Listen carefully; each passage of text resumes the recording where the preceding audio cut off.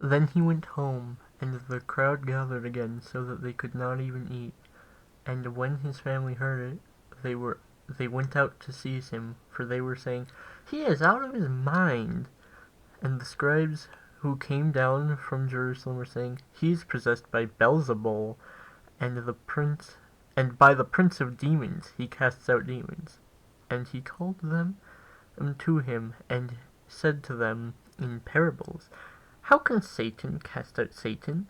If a kingdom is divided against itself, that kingdom cannot stand. And if a house is divided against itself, that house will not be able to stand. And if Satan has risen up against himself, and is divided, he cannot stand, but is coming to an end.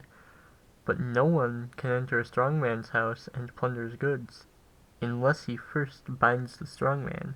Then indeed he may plunder his house. Truly I say to you, all sins will be forgiven the children of man, and whatever blasphemies they utter. But whoever blasphemes against the Holy Spirit never has forgiveness, but is guilty of eternal sin. For they were saying, he has an unclean spirit. And his mother and his brothers came, and standing outside, they sent to him and called him, and the crowd was sitting around him, and they said to him, "Your mother and your brothers are outside seeking you." And he answered them, "Who are my mother and my brothers?" And looking about at those who sat around him, he said, "Here are my mother and my brothers. For whoever does the will of God, he is my brother and sister and mother." So, a lot of people are afraid of that verse, well, that passage, understandably so. But, most people that are afraid of it are kind of paranoid about it, like, "Oh, have I committed that? Oh man, I hope I haven't." So what I'm gonna do today is maybe stop some of that worry. Because I think I do have a pretty decent understanding of what blasphemy against the Holy Spirit is. So I'm going to share that today. If you find anything wrong with my teaching, please correct it. So, I didn't show the last scripture on my whiteboard because it was too many words. But this one, I can, so. "But if there is harm, then you shall pay life for life, eye for eye, tooth for tooth, hand for hand, foot for foot." So this is about fairness, like, if you lost your tooth, the other guy loses their tooth. Fair trade. It's like, just everyone gets what they deserve. Everything is kind of in a fair trade. That's what seems to that seems to be what is in God's wisdom. In fact, I can even show more of this. So, draw near to God, and he will draw near to you. Clean your hands, you sinners, you double-minded. So as we can see here in James 8:4, just like how if you knock out someone's eye, the fair trade is that your eye should be knocked out. If you draw near to God, God will draw near to you. That is how that works. Fair trade of actions.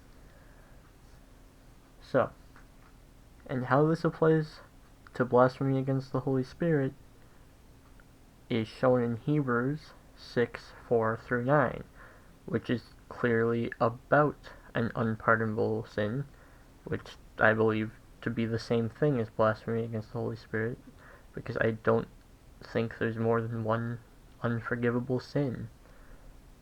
For it is impossible, in the case of those who have once been enlightened, who have tasted the heavenly gift, and have shared in the Holy Spirit, and have tasted the goodness of the Word of God and the powers of the age to come, and have fallen away, to restore them again and to repentance, since they are crucifying once again the Son of God to their own harm, and holding him up to contempt. For land that is drunk with rain often falls on it, and produces a crop useful to those for whose sake it is cultivated, receives a blessing from God. But if it bears thorns and thistles, it is worthless and near to being cursed, and its end is to be burned. Okay, so I got some notes of stuff that will be useful to remember later. And I realized I wrote this part in cursive. That's how I naturally write. I just know that there's plenty of people that can't read cursive, so I tried to write it in print. Anyway, so we can see the unpardonable sin is walking away from God, and in turn, God walking away from you. So just don't walk away from God and you'll be fine. Just don't deny Christ, and that's fine. But don't think that a simple denying of Christ is what we're talking about. Everyone denied Christ at some point. So, here's some verses to show that it's not just denying Christ, it's a specific kind of denying Christ.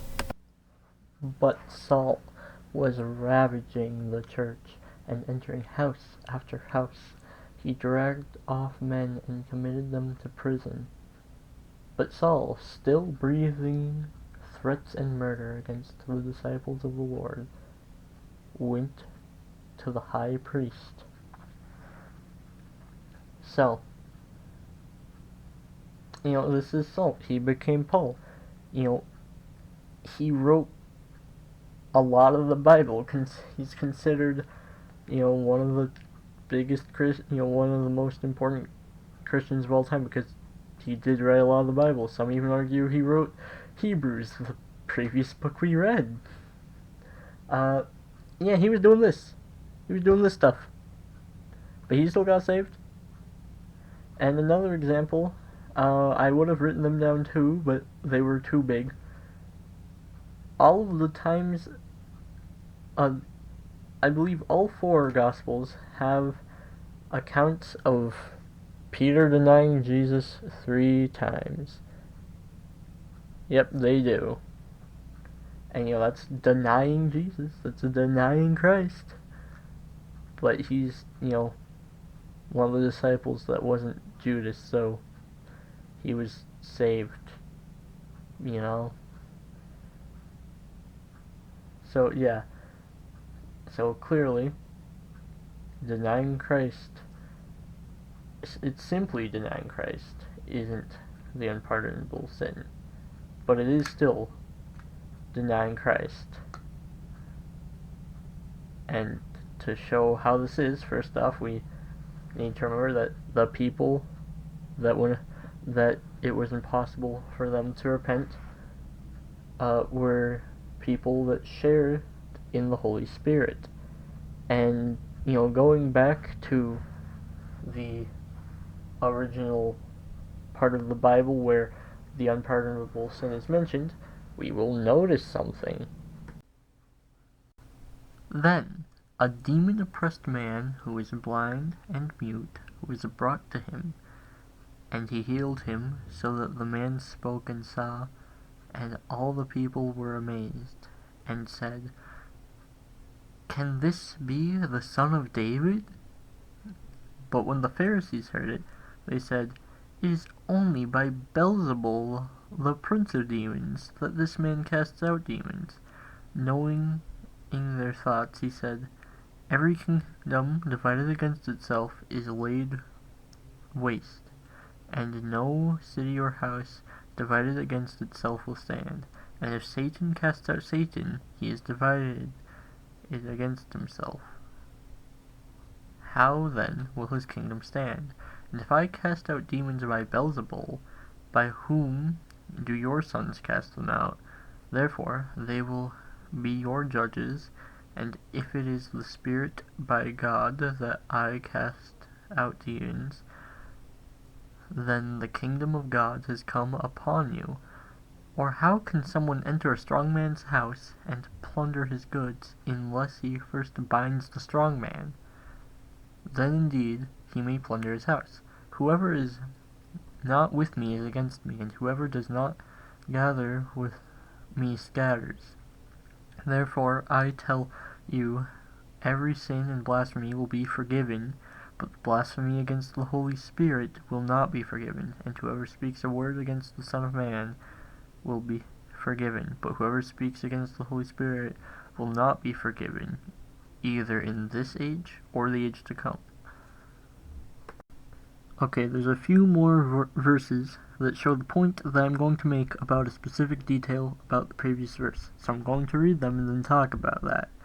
Then he began to denounce cities where most of his works had been done, because they did not repent. Woe to you, Chorazin, and woe to you, Bethsaida! For if the mighty works done in you had been done in Tyre and Sidon, they would have repented long ago in sackcloth and ashes. But I tell you, it will be more bearable on the day of judgment for Tyre and Sidon than for you. And you, Capernaum, will you be exalted to heaven? You will be brought down to Hades. For if the mighty works done in you had been done in Sodom, it would have remained until this day. But I tell you, it will be more tolerable on the day of judgment for the land of Sodom than you.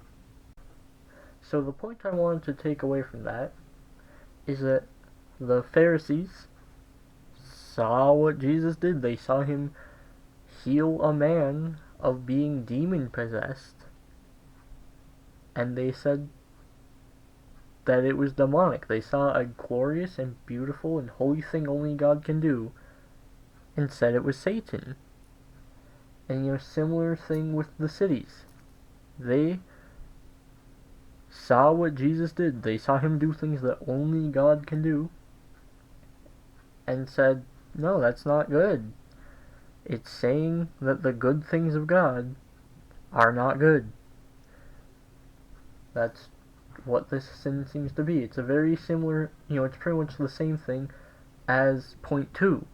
People that have tasted the heavenly gift being like, yeah, but that's not good enough for me. That's just sinful and stupid. That's why they can't turn back. They're saying it's not good enough.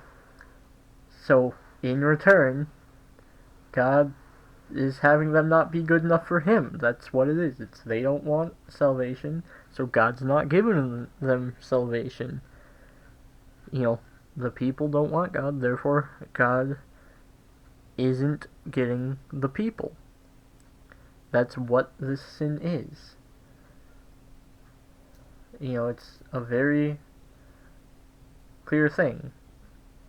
It's not like repeated sin, because I actually know a verse that would, I have the Google list anyway. I know of a verse that would actually prove that it is not repeated sin. For I do not understand my own actions, for I do not what I want, but do the very thing I hate. Now if I do what I do not want, I agree with the law that it is good. So now it is no longer I who do it, but the sin that dwells in me. For I know that nothing good dwells in me, that is, in my flesh. For I have the desire to do what is right, but do not have the ability to carry it out. For I do not do what I want, but the evil I do not want is the very thing I keep on doing. Now if I do what I do not want, it is no longer I who do it, but sin that dwells within me. So as you can see, Paul is struggling with sin. Repeatedly, he's continuing to do it, but he doesn't want to. and he's still saved. So, that is why repeated sin is not the unforgivable sin. But don't think that you can just go on sinning until like the last minute, repent at the last minute. That's not gonna work. Because A, that's purposefully distancing yourself from God. You're clearly not wanting anything to do with God. That's what the unforgivable sin is. And B, another verse that can be used here. Stay dressed for action, and keep your lamps burning, and be like men who are waiting for their master to come home from the wedding feast, so that they may open the door to him at once when he comes and knocks. Blessed are those servants whom the master finds awake when he comes. Truly, I say to you, he will dress himself for service, and have them recline at the table, and he will come and serve them. If he comes in a second watch or the third, and finds them awake, blessed are those servants. But know this, that if the master of the house had known at what hour the thief was coming, he would not have left his house to be broken into. You must also be ready, for the Son of Man is coming at an hour you do not expect. Peter said, Lord, are you telling this parable for us, or for all? And the Lord said, Who then is the faithful and wise manager whom the master will set over his household, to give them their portion of food at the proper time? Blessed is that servant over all his possessions. But if the servant says to himself, My master is delayed in coming, and he begins to beat the male and female servants, and to eat and drink, and get drunk, the master of that servant will come on a day when he does not expect him, at an hour he does not know, and will cut him in pieces, and put him with the unfaithful. And the servant who knew his master's will, but did not get ready, or act according to his will receive a severe beating. But the one who did not know, and did what deserved a beating, will receive a light beating. Everyone to whom much was given, of him much will be required, and from him whom they entrusted much, they will demand the more. That last passage, it shows that you just gotta be ready for Christ. And it actually does tie back into points 2 and 3 here, because the one that didn't know will have a light beating, but the one that did know will have a severe beating. So the thing there is, now you know, so,